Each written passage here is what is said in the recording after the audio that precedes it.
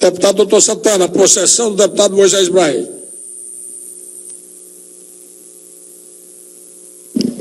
Presidente, bom dia, deputados e deputadas, telespectadores e radioouvintes.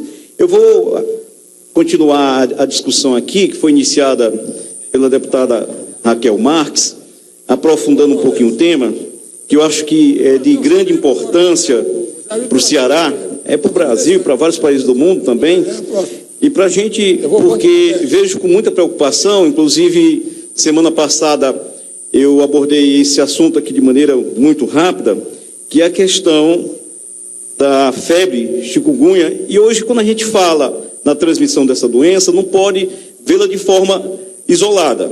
Então, na verdade, o que nós temos aí é a proliferação do inseto Aedes aegypti, que transmite a dengue, chikungunya e o zika vírus, e que, nos casos extremos e mais graves, pode transmitir, inclusive, a febre amarela também, que é uma doença de uma letalidade muito pior do que essas outras.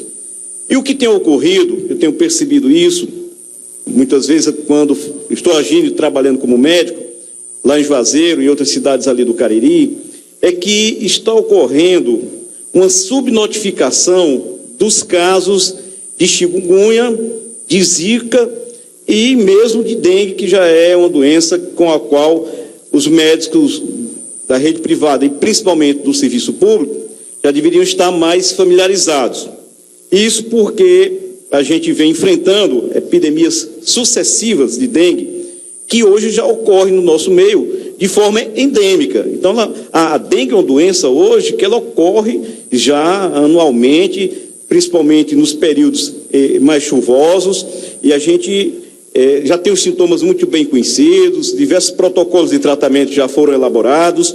Então, para a rede pública e para os médicos da iniciativa privada já não deveria ser mais novidade, mas ainda passa despercebido e ainda há subnotificação.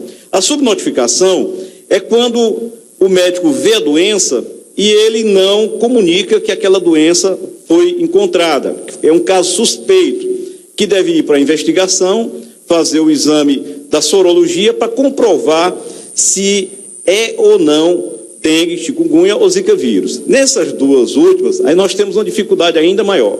Primeiro porque a sorologia para a dengue, para a zika e para a chikungunya, muitos dos planos de saúde não pagam e muitas vezes não estão disponíveis na rede pública.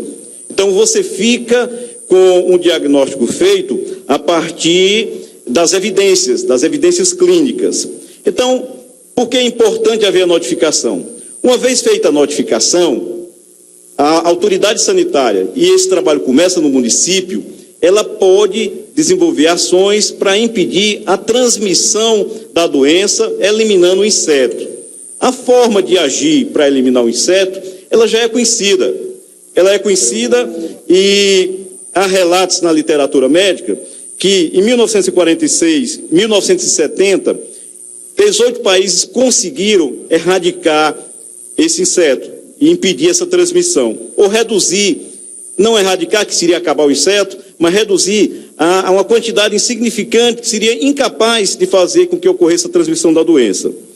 Em Cuba, mais recentemente, em 1981, numa ação muito profissionalizada, se conseguiu também a erradicação do inseto. Em Cuba, um país pequeno, esses outros países grandes nessa época, de 1970 e 1946, tinham realidades completamente diferentes da atual, devido ao grande processo de urbanização. E o que se faz a reflexão hoje, e é um especialista chamada Margarete Capurro, que é uma responsável por uma pesquisa de um mosquito geneticamente modificado, que seria uma nova fase do combate à transmissão dessas doenças, ou seja, a inviabilizar o Aedes aegypti. Ela diz categoricamente que no quadro atual no Brasil é impossível erradicar esse inseto e impedir essa transmissão da doença. E por que é impossível? Ora, o país ele tem graves problemas sanitários, problemas com a limpeza pública, problemas de água estagnada e parada em todo canto, e antes havia uma crença de que o inseto só se transmitia através da água limpa e parada, e isso a gente sabe que não é mais desse jeito. O inseto é capaz de se transmitir em pequenas quantidades de água, em reservatórios insignificantes, que muitas vezes estão em lixo acumulado em qualquer ponto, às vezes até em folhas, em plantas. E existe uma dificuldade hoje operacional para fazer isso, primeiro pela subnotificação, depois porque as equipes que trabalham na vigilância epidemiológica, no trabalho de controle dessa proliferação do inseto, elas muitas vezes são desfalcadas. E lá no município ocorre o problema de não ter-se a cautela de ter os homens suficientes para visitar todos os imóveis da cidade e checar de um por um, inclusive indo até as caixas d'água, para saber se está havendo proliferação de inseto. E passa despercebido. Passa porque muitas vezes o número de profissional é insuficiente. Doutor Santana, para contribuir com Vossa Excelência, se possível. Pois não, deputada Silvana. Porque o número de profissionais é insuficiente, porque às vezes o profissional não se dedica como deveria se dedicar, e muitas vezes porque ele faz uma coisa e em seguida, quando sai o próprio morador, ele termina dificultando. Porque há imóveis fechados, dificuldade de acesso a determinados pontos, porque o mosquito, na sua mudança natural para se preservar, ele mudou também seus hábitos. Então, é um trabalho extremamente complexo. E, doutora Silvana, eu tenho assim, uma preocupação muito grande com isso, porque eu vejo que o risco de morte das pessoas por essa doença que poderia ser evitado, ele vai se consolidando na medida que a epidemia vai crescendo e vai atingindo pessoas de todas as idades. Eu gostaria de ouvir a sua contribuição. Gostaria de parabenizar Vossa Excelência pelo pronunciamento, cuidado com o zelo. São enfermidades que realmente têm apavorado a nossa população. E lembrar, até porque esses nossos pronunciamentos, eles ecoam longe, deputado doutor Santana, que a gente vê, infelizmente, pessoas que são extremamente cuidadosas com a sua própria casa, cuidam do quintal, da área comum com maior zelo e acabam, por conta de um vizinho que não cuida, por conta de um terreno abandonado, contraindo. E eu, assim, um exemplo bem próximo da minha casa, minha prima mesmo estava falando, uma vizinha que é extremamente cuidadosa, que já pegou dengue pelo menos 2 vezes na sua casa por falta de zelo das outras pessoas. Então, essa é uma batalha que é de todos nós, é de todo cearense. Não é só uma coisa para o Estado fazer, o Estado que é culpado. Todos nós somos culpados quando nós não cuidamos do nosso próprio terreno, da nossa própria vida. Temos que ter o zelo, não só com a nossa vida, mas com a vida do vizinho, que acaba sendo prejudicado quando você não cuida, porque eu estou esperando o agente de saúde. São insuficientes, como Vossa Excelência traz com tanta propriedade à tribuna dessa casa, que é impossível que se fiscalize todas as casas quando você mesmo é que tem que fazer. Parabéns, doutor Santana, pelo cuidado com a nossa população. Obrigado, doutora Silvana. E esse mosquito, ele é capaz a fêmea, que é hematófaga, que é ela que vai fazer esse processo da contaminação, ela é capaz de percorrer um espaço ali e 200 metros do seu ponto de origem, de onde ela vai procriar. E hoje, também não voava muito alto, hoje já se encontrou em alturas que não eram habitual do inseto e em distâncias onde se tem evidências que se percorreu distâncias bem maiores do que normalmente fazia. Quais as estratégias novas adotadas? Nas pesquisas, está se desenvolvendo aí um mosquito geneticamente modificado e um mosquito estéril, para tentar ver se com isso, nessa guerra biológica, genética, se consegue resultados melhores. Experiências estão sendo feitas em outros países, mas ainda em resultados que são muito, muito restritos.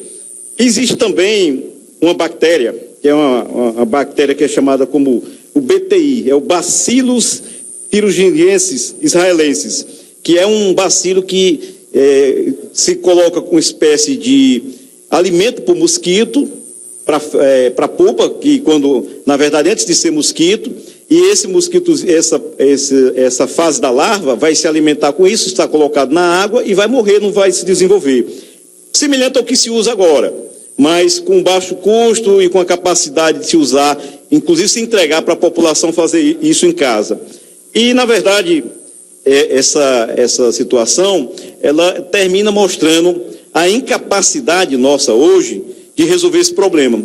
Dentre os graves países onde ocorre essa mesma epidemia, essa proliferação desse inseto, teve um resultado bem sucedido em Singapura.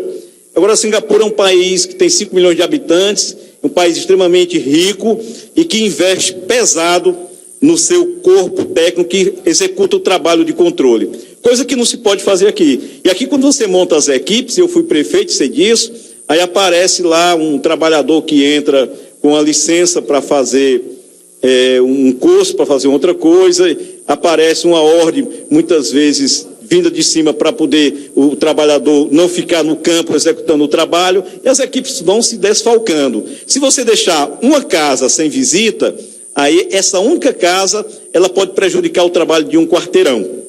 E assim tem sido. Aí a Zika veio e apareceu essa novidade, essa doença que se espalhou bastante ontem, ano passado, principalmente a partir da Bahia, e as pessoas não sabiam lidar com elas, não conheciam, era uma doença relativamente nova, terminou sendo identificado e com um poder de letalidade que preocupa, porque uma das duas grandes questões que envolvem a Zika, a primeira é a questão da microcefalia, quando a doença vai acometer as gestantes no primeiro trimestre, principalmente no primeiro trimestre da gravidez, e já são muitos casos notificados e uma grande preocupação com como se conduzir perante a isso. E também a síndrome de Guillain-Barré. A síndrome de Guillain-Barré vai ser uma alteração neurológica muito importante que ocorre no doente com a Zika vírus e que pode levar à morte. E aí a dengue, me parece delas ainda que tem maior potencial de letalidade, que quando se transforma nos casos de dengue hemorrágica, e muitas vezes o médico não está acompanhando com cautela isso e tem dificuldade de acompanhar, porque ele precisa fazer uma sequência de exames, de hemogramas, o paciente, e muitas vezes nas cidades menores ele tem dificuldade de fazer isso, até nas cidades maiores. E chikungunya. E isso aí, a chikungunya, hoje ainda, muitos profissionais não conhecem os sintomas exatos, e há uma confusão. Eu tive numa clínica agora em Juazeiro, uma clínica privada, e lá a médica do plantão me falou que atendia uma média de 40 casos por dia. Eu soube que a única emergência que existe lá em Juazeiro funcionando, que é uma UPA, que foi uma obra que foi iniciada na nossa gestão, em parceria com o governo do estado e com o governo federal, e que hoje é o único serviço que atende lá em Juazeiro, superlotada, incapaz de atender, projetada para atender 200 pacientes dia, atende 400, 500, 600, porque o outro serviço que tinha, que era o Hospital Estefânia, está fechado aí há quase 2 anos. Então é necessário que a gente garanta aos médicos as condições de trabalho, e infelizmente muitas prefeituras não têm cumprido esse papel. Juazeiro é um exemplo disso. Há uma insatisfação geral dos profissionais de saúde que reclamam das faltas de condições de trabalho, dos agentes de endemia, do pessoal de nível médio e dos agentes comunitários de saúde. E nesse contexto aí, eu sempre me lembro a questão dos agentes comunitários de saúde, que o Ministério da Saúde aqui numa portaria está tentando excluir das equipes o agente comunitário. Você já imaginou, numa situação como essa, a gente pensar as equipes de saúde, essa unidade básica sem o trabalho dos agentes comunitários, o que é uma coisa terrível, porque você cega a equipe de saúde e restringe o seu trabalho dentro do posto de saúde. E hoje não se pode pensar mais a saúde pública dessa forma. No final de contas, a gente vai chegar a um ponto que é comum e que é a raiz dos problemas do SUS hoje. E eu vou voltar a uma proposta que já levantei aqui em outras ocasiões a respeito do financiamento público, do financiamento do SUS. O SUS, para mim, e continuo reafirmando isso, tenho muita convicção quando falo sobre isso, que é um sistema de saúde muito bom, mas em construção. Ele do ponto de vista teórico, ele é completo e precisa ser aperfeiçoado, porque os recursos que ele recebe para fazer a grande tarefa que está colocada de forma constitucional para ele são insuficientes. A gente precisa pensar e criar uma nova fonte de financiamentos para esse sistema e cobrar cada vez mais maior eficiência dele. Essa que é, eu acho que a questão fundamental em relação à saúde pública. Garantir que a população ela tenha o acesso aos serviços básicos de saúde.